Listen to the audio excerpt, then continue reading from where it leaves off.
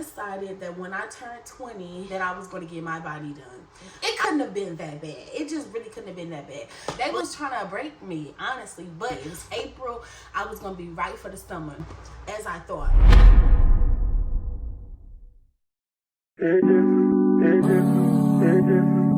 I'm so cozy. What's up, YouTube? It's your girl Koi, and I am back with another video. If you are new here, welcome. Make sure that you hit that subscribe button and join the family. If you are a returning subscriber, you already know what's going on. You already know the vibes. I am back with another video. First off, I hope that you guys are enjoying Mayathon. We are in day 3. We got like 4 more days left, so hang in there. As you can see by that thumbnail and that title, I am doing a story time on how I literally almost died after BBL surgery. Now, nobody really knows about this. Like, literally nobody. There's like 5 people that know about this. Those are literally like close friends and family. A couple of my friends kind of don't know, but that's why I'm here today to, one, spread awareness that surgery is something that you need to take very, very serious. I know that it is a trend that's going on. Everybody want to get BBL surgery. Everybody trying to get their body done. Everybody trying to look good and right. But while we are doing that, we need to make sure that we are being cautious on the recovery and everything that comes with that as well. I personally have a story to tell. Like, literally, when I went to the hospital, they told me that it was best that I came at the time that I came, or it could have been worse. So without further ado, I'm gonna get straight into the video. I will be explaining where I went to, the dates and everything in relation to what actually happened to me. But before I get into this story time, make sure that you are hitting that subscribe and the like button to join the family. As you can see, we are on the road to 200 subscribers. So go tell a friend and tell a friend to come and join the community. We are dropping literally every day for 7 days. As stated, we are on like day 3. So let's go ahead and get right into the video. Disclaimer, this is my experience. I do not feel like I need any opinions. I do not feel like I need any I guess judgments here. This is something that happened well over 2 years ago, and I just decided that I wanted to share it on today. So I don't need like any recovery messages or anything like that. I've already dealt with it. I've already healed from it, and this is like 2 years ago. But to give you guys a backstory, I decided that when I turned 20 that I was going to get my body done. I had already had in mind that I was going to get my body done. I was literally 16, 17, looking at surgery people. Like, what are you doing worried about getting your body done? Like, your body has not even formed. You are still growing. You are 17 years old. It couldn't have been that bad. It just really couldn't have been that bad. But I was looking into it. But then I finally went 2021, March 2021, literally right after my birthday, right after I turned 20.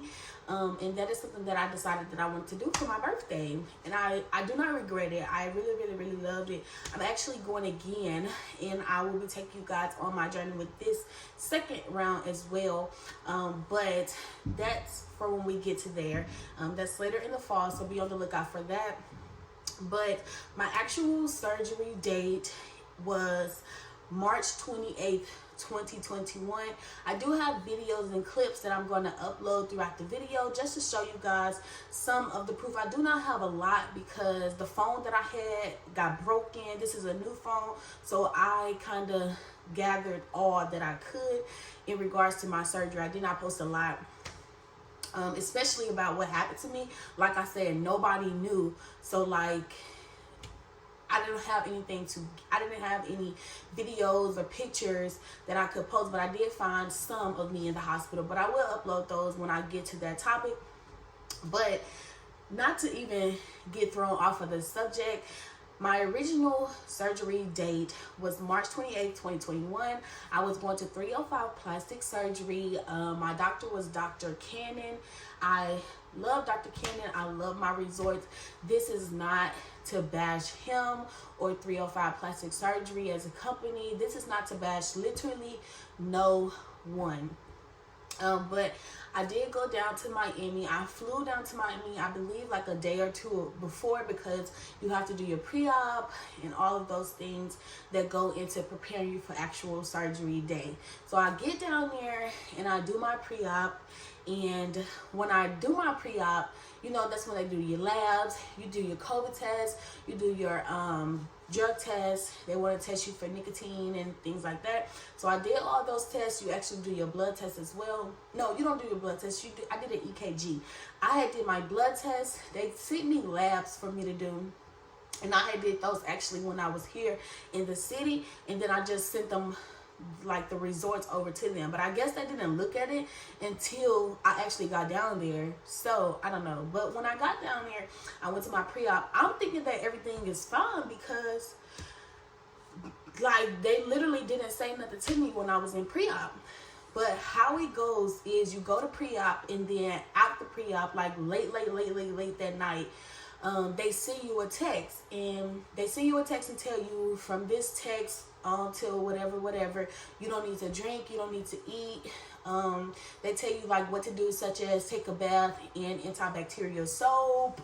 They tell you what to wear. You wear a robe, loose clothing, and then they give you your surgery location and time. I never got that text. I had stayed in a recovery house.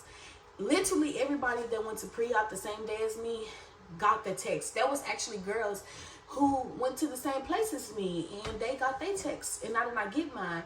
Literally the next day come, I still didn't get no text. So I'm like, okay, I don't know what's happening, but I'm not gonna keep sitting down here. So I had the recovery house driver drive me to 305, but Dr. Cannon was not in actual 305. He was in Vixen. He was not even in 305 location. Like, for my pre-op, I went to 305. But they told me that he had actually moved. They had told me that he had actually moved. And the location that he moved to was Vixen Plastic Surgery. So that is where I actually was going. I was going to Vixen. I guess during the time of me actually booking in my actual surgery day, he had moved locations, but I don't know what type of like mix up that was, but I actually ended up having my surgery at Vixen. So I go up there to Vixen, and I'm like, I did my pre-op yesterday. I literally sat in there for hours just for them to tell me that my hemoglobin levels was low and they could not perform the surgery because there could be complications, and they preferred me to push my surgery day back out 2 weeks, go home, and try to get my iron. Basically, it was my iron. So I tried to get my blood levels up, and I had to take like iron deficiency pills, iron deficiency medicine, and things like that to kind of boost it up. I did get it boosted up though. So my rescheduled surgery date was April 14th, 2021. So that was like 2 weeks after I had left Miami the first time. So mind you, I just paid for a round trip flight there and back, recovery room days, and I did not even get my surgery done. Sus, they was trying to break me, honestly. But I think that I can say surgery is like really expensive, and sometimes you look at the price that they quote you and be like, oh, okay, it's only $5,600 or it's only $4,700. It can't, like, that's not that much. You feel what I'm saying? I'm able to save that, but honestly, there is so much more that go into that. You got to get lab work done. You got to get flights if you are leaving the state, especially if you're leaving the country. You got to make sure that you have room and board when you get to your destination, food to eat, extra money for like transportation. I know I had to pay for my medication. There is so much that like go into account when getting surgery. if y'all want like a surgery checklist, or if y'all want like a really in-depth of like preparing for actual surgery, I could do that as well. Because like I said, I'm going for round 2 in the fall, so that is something that I am actually preparing to do now. I at least want to prepare 6 months ahead of time because of the results that I want. But yeah, I can do that. Just let me know in the comment section down below if that's something that y'all would like, and I can definitely get that done for y'all. But enough of that. My rescheduled date was April 14th, and I fly down there. I fly down there nervous because I just was here 2 weeks ago.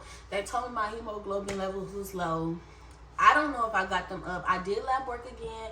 I did see them increase, but I don't know if it's high enough for them to do the surgery. So I had in my mind, if they tell me that I can't get this surgery, I'm just not going to get the surgery. But I'm praying and hoping that I could get my surgery because it is something that I really wanted.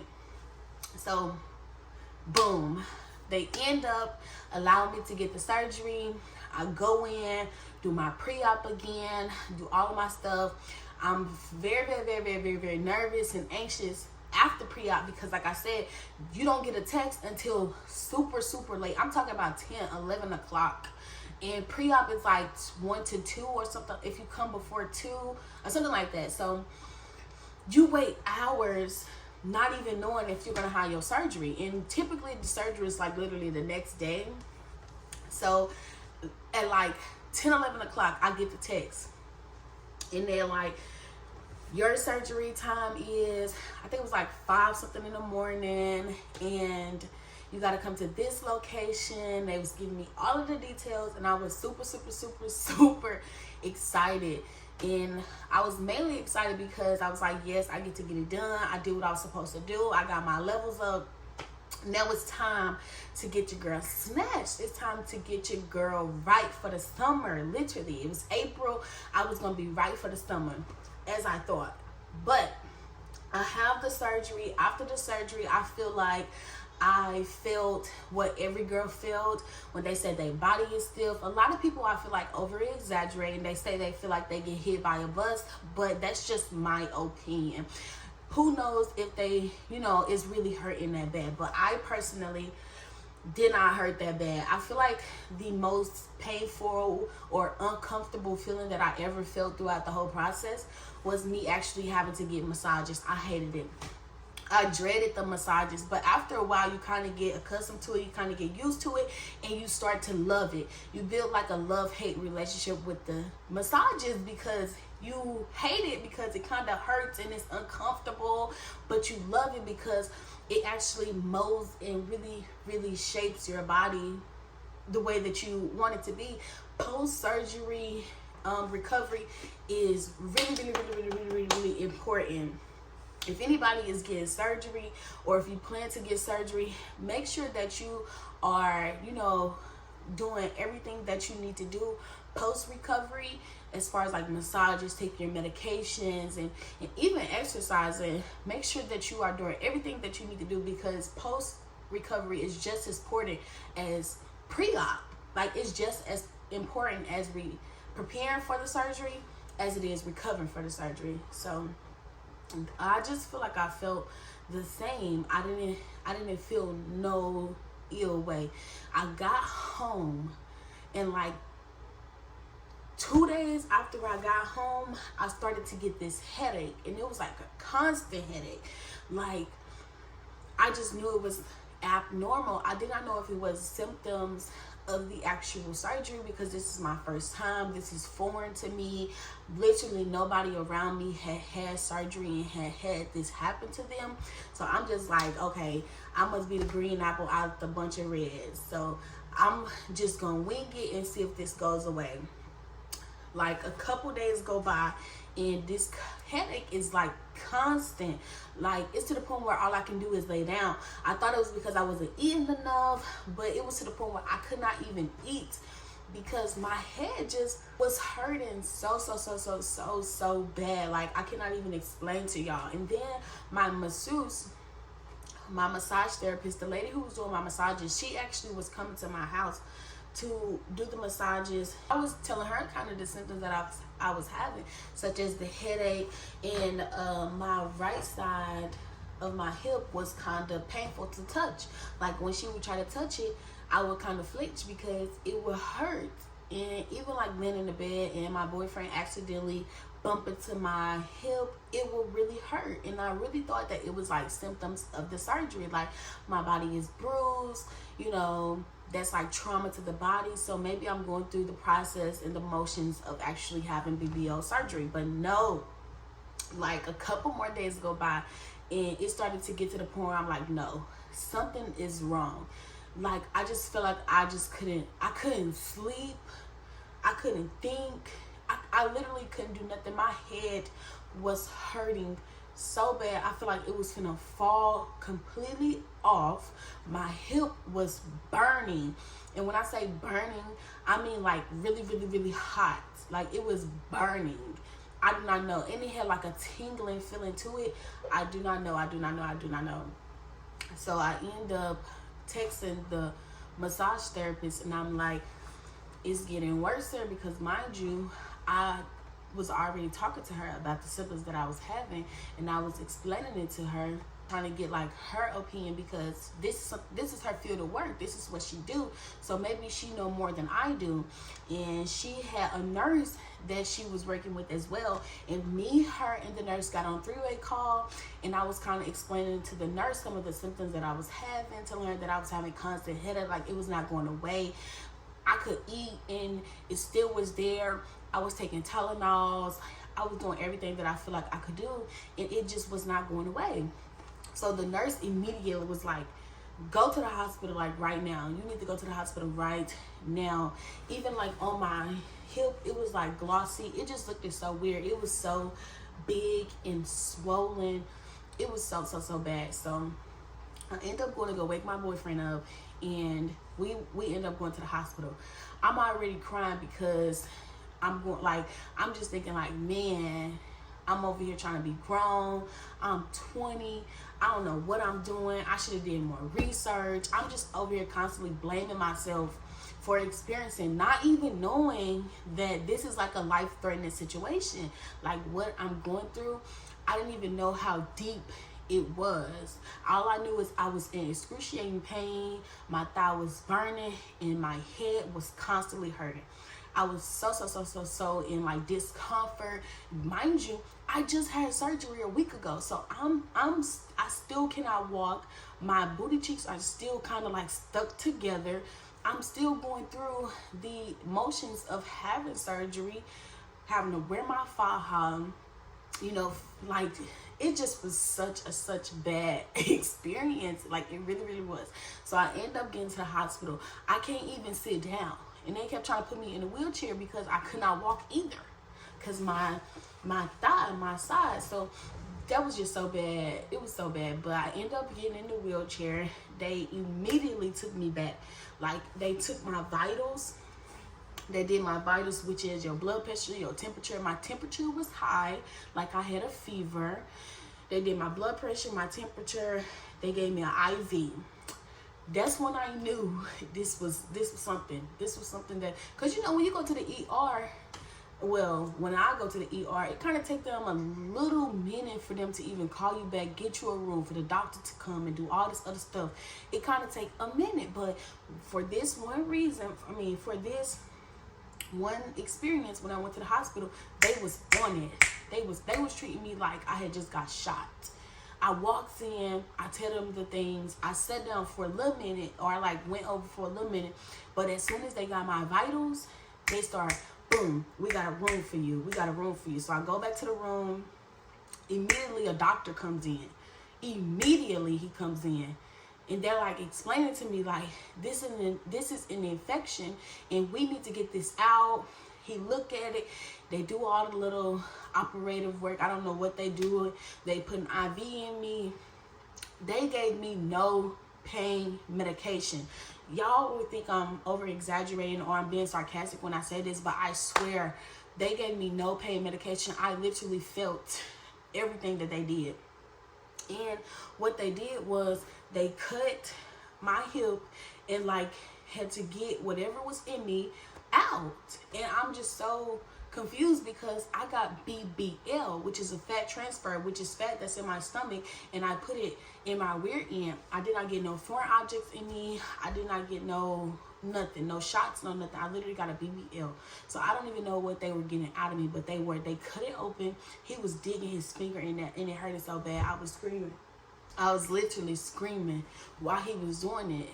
And another thing, it stunk so bad. It smelled so bad. Like, I can't even explain it or give you like a smell that it smelled like, because it was just so bad. It hurted so bad. It stinks so bad to the point where you can smell it outside of the room, and the door was closed. After he like dig, I guess all of he could get out. I don't even know why they had to do that so fast. Okay, so I don't even know like why they had to do that immediately, but that is something that they did. So I had to be completely naked. I literally had nothing on, no bottoms, nothing on my top, and they hooked me up on IV fluids. I had antibiotics that I was getting pushed through me, and pain medication. I can't think if there's anything else. I know heavy on the antibiotics and heavy on the pain medication.